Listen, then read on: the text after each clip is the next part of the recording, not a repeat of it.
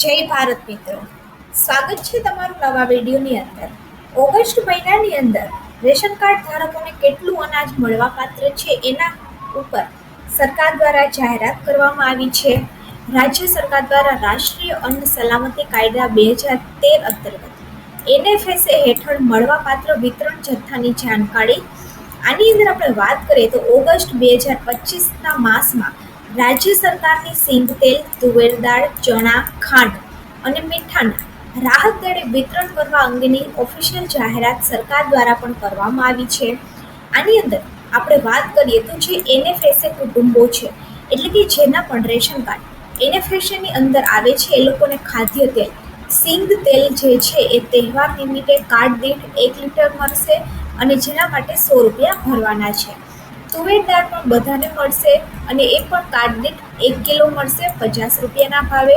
ચણાની આપણે વાત કરીએ તો એનએફએસએ કુટુંબોને ચણા પણ 1 કિલો મળવાપાત્ર છે 30 રૂપિયાના ભાવે. એવી જ રીતે ખાંડની વાત કરીએ તો ખાંડ જે છે એ અંત્યોદય અને બીપીએલ કુટુંબોને મળશે.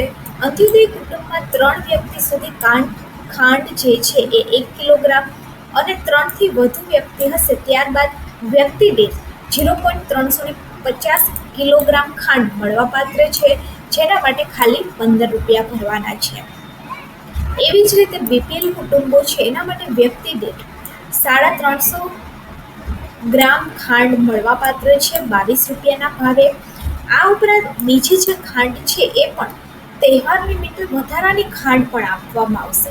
ખાંડ કોને મળશે? અંત્યોદય કુટુંબો અને બીપીએલ કુટુંબોને કાર્ડ દીઠ 1 કિલો ખાંડ આપવામાં આવશે, જેના માટે 15 રૂપિયા અને 22 રૂપિયા લેવામાં આવશે.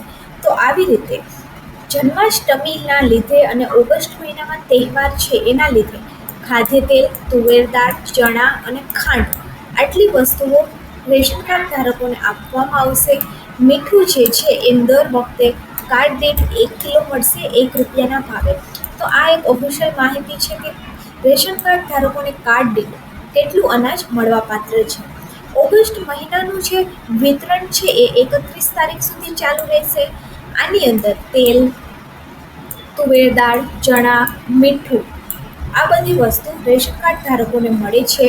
આ ઉપરાંત માય રેશન એપ્લિકેશન ગુજરાતની આ છે QR કોડ આપ્યો છે, ત્યાં જઈને તમે માય રેશન એપ્લિકેશન પણ ડાઉનલોડ કરી શકો છો.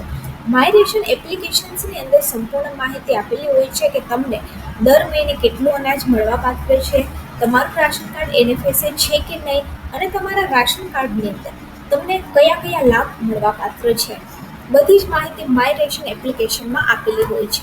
આ ઉપરાંત ઈ શ્રમ પોર્ટલ ઉપર નોંધાયેલા જે શ્રમિકો છે એના પૈકી રાષ્ટ્રીય અન્ન સલામતી કાયદા હેઠળ પાત્રતા ધરાવતા શ્રમિકો નજીકની ઝોનલ અને મામલતદાર કચેરીનો સંપર્ક પણ કરી અને આ યોજનાનો લાભ મેળવી શકે છે.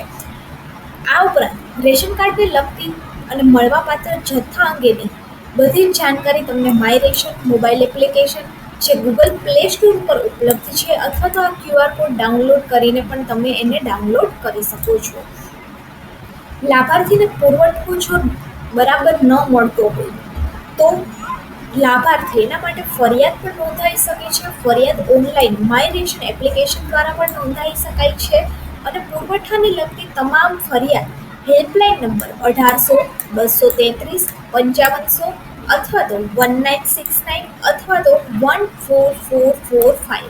તો આ સરકાર દ્વારા એક ઓફિશિયલ પરિપત્ર જાહેર કરવામાં આવ્યો છે, જેની અંદર રાશન કાર્ડ ધારકોને ઓગસ્ટ મહિનાનું રાશન ક્યાર સુધીની અંદર મળવાપાત્ર છે, કેટલું મળવાપાત્ર છે અને રાશન કાર્ડ ધારકોને લાભાર્થીને પુરવઠાને લગતી કોઈ પણ ફરિયાદ હોય તો ઓફિશિયલ હેલ્પલાઇન નંબર આપેલી છે, ત્યાંથી ફરિયાદ પણ નોંધાઈ શકે છે.